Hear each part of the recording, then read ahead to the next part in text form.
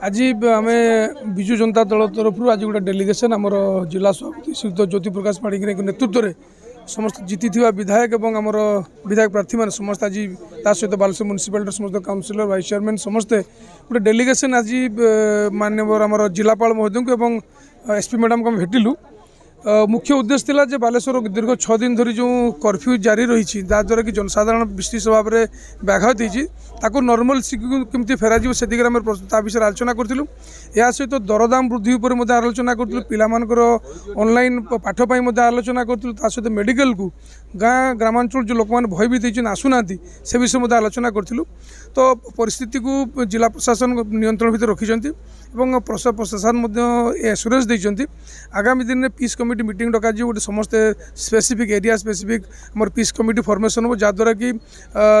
Community leaders को involve करी political leaders को एक्रॉस पार्टी लाइन इन्वॉल्व करी समस्त गोटे शांतिपूर्ण वातावरण फेर आने समस्ते प्रतिश्रुतिबद्ध हो आशा करूँ खूब शीघ्र बालेश्वर जो इतिहास अच्छी गोटे शांतिपूर्ण सहर सब तार जो इतिहास अच्छे गौरवमय इतिहास को आम समस्ते फेरबू। समस्त सहयोग निश्चित भाव में नॉर्मल सी फेर आम दृढ़ विश्वास अच्छी।